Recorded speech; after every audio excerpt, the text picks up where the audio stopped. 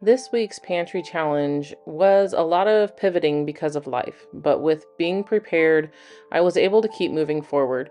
I'm baking a sourdough Dutch baby with eggs we preserved last year, grinding buckwheat for waffles with little hands helping, starting seeds indoors, and even mixing up an herbal blend for a friend who's under the weather.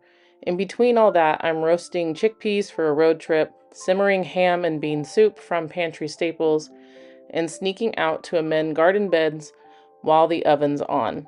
It's real life multitasking, learning as we go, and making what we already have work for us. Come spend the week with me.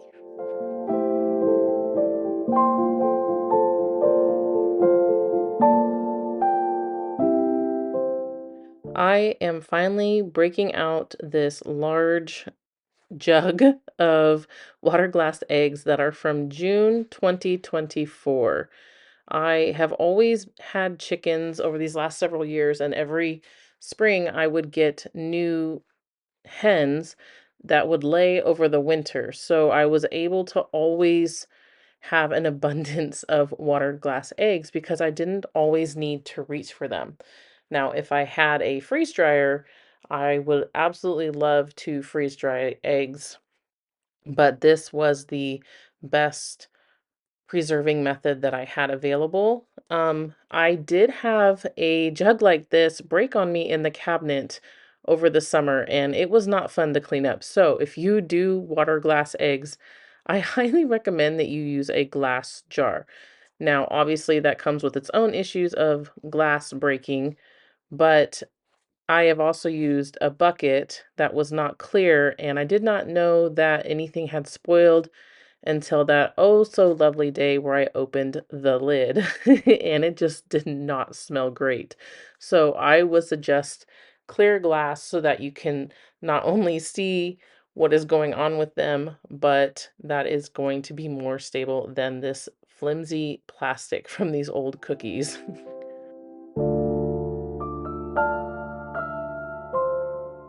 So my favorite way of using these right now is making Dutch baby pancakes.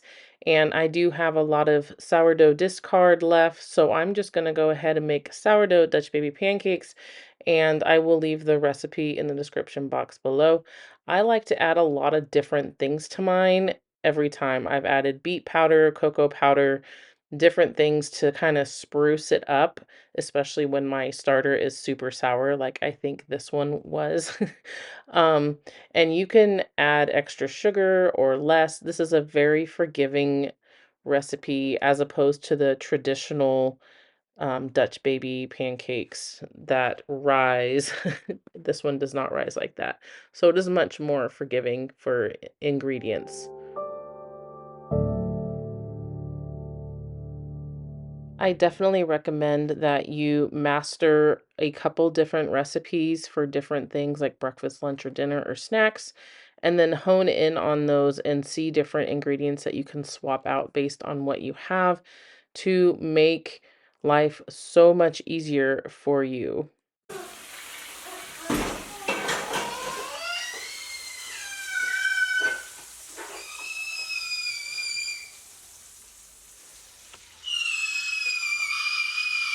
What happened?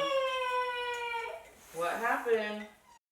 As you can see, I can do this recipe very quickly and without looking at anything. So on mornings like this, when I have a very cranky toddler or so, I'm able to get breakfast going with very minimum effort.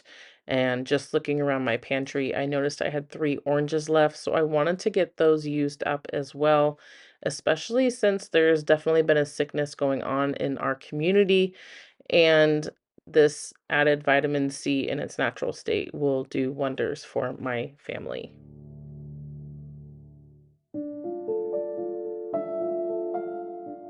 One of the reasons that I like making sourdough Dutch baby pancakes or regular Dutch baby pancakes so often in this house is because of how versatile they are with toppings as well. If I wanted to get a little fancy or if I had extra jams or jellies lying around, could use that instead of maple syrup. And of course, any excess whipping cream, I could turn that in to a topping as well. So it is just a great pantry staple and recipe to know and to be able to utilize for your family because it is good nutrition and it is a good starting point for a meal. On this day, I did plan on also giving some protein along the lines of sausage or bacon, but the toddler got away with me and I ended up serving this. And you know what? Everyone was super happy, bellies were full, so I really can't make any complaints about that.